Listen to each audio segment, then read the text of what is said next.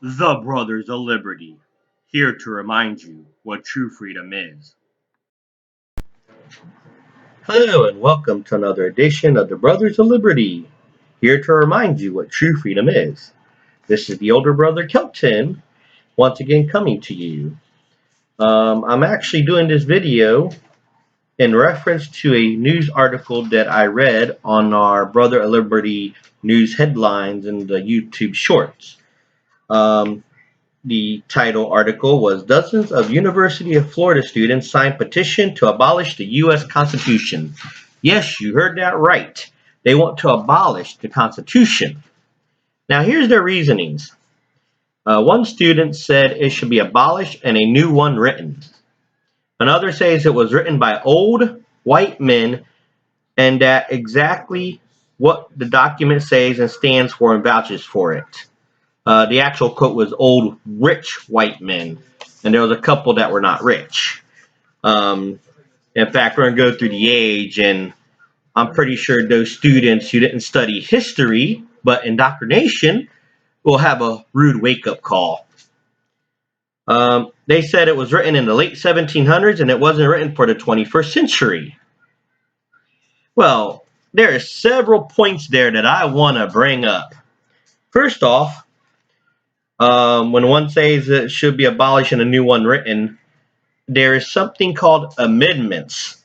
We amend the Constitution. It's not set in stone. And those amendments goes through a process which I'll bring on a little later. Now, about the one where it says it was written by rich old white men. Yes, most of them were rich. They worked for their wealth. A lot of them worked for their wealth. Some of them did inherit it. Like anything else. But the last time I checked, let's look at our current U.S. Senate and our current House of Representatives and see who were the older people or the younger people. Now, I did some research on the 55 delegates of the Constitutional Convention that has been known to come by. It was called the Philadelphia Convention when they were ratifying the Constitution and making it. Now, out of the 55 delegates, 39 signed it. But let's look at the average age of the convention. The average age of the person of the 55 delegates was 42 years old. The youngest member being 26. And the oldest member being 81. The oldest member, by the way, was Benjamin Franklin. But let's break it down further than that. Out of the 55 members, 3 of them were in their 20s. 17 of them was in their 30s. 21 was in their 40s. 7 was in their 50s. 6 was in their 60s. No one was in their 70s, and like I said, there was only one 81-year-old, and that was Benjamin Franklin. So the average age was 42. Don't seem like a number that's very old.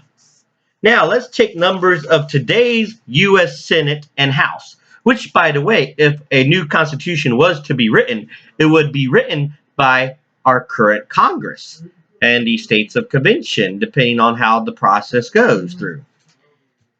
The youngest member of the U.S. Senate right now is 34.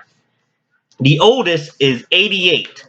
That is 7 years older than Benjamin Franklin, who was the oldest member back when the Constitution was first written.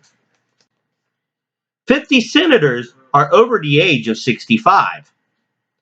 The average age for a senator is 63 years old.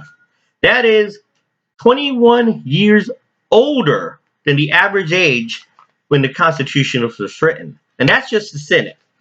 Now let's go to the U.S. House of Representatives. Youngest member is 26. The oldest member is 87. Once again, still 6 years older than Ben Franklin. 141 representatives are over the age of 65. The average age for a House of Representatives is 57 and a half years old. Both of those chambers outbeat the average age of the people who wrote the Constitution. And these will be the people that are writing this current Constitution, which, by the way, still makes more than the average American. So, a lot of them are millionaires. A lot of their average salary is $174,000 a year just from Congress alone. It doesn't count for their other jobs. And they own at least 2 or 3 homes, a lot of them. Let's look at the president, 78 years old. The oldest president alive, or not alive, but the oldest president elected. And he's a Democrat, but it's a rich old white man, net worth $9 million, owns 2 homes, rents 1. I wish I can own 1 home fully. I'm in the process of owning it. Bernie Sanders, 80 years old, owns 3 homes. Net worth $3 million. Because the average American is net worth is $1 million, right? No? But these progressive liberals are voting these people in because they're tired of the old rich white man. Now, back to the Constitution that they want to rewrite and get rid of the old one. It's such irony because they don't understand that the current Constitution allows them to sign a petition to even make such a suggestion to get rid of the old one. In a time where CNN did a poll where the majority of Americans believe that our democracy is being tested or threatened, and mind you, they did the poll on both Republicans and Democrats, and a lot of them agreed. They want the Constitution to be abolished, to have a new Constitution written up, which I'm sure will have very few liberties for us. They don't realize that our current Constitution and Bill of Rights grants them liberties that other countries don't enjoy. And it's a living Constitution. It's not set in stone. The Constitution can be amended in 4 different ways. And it has been amended throughout the American history. For example, it abolished slavery. It let women have the right to vote. It put the voting age from 21 to 18. But apparently, they didn't have civics class. They had indoctrination classes. And they didn't study history. They studied the history of indoctrination. The 4 ways the Constitution can be amended is 2 ways have never been used. 1 way has been used 1 time, and another way has been used the rest of the times. But let's go through them for the uneducated so-called college students. It can be proposed by a convention of states ratified by the convention. That's never been done.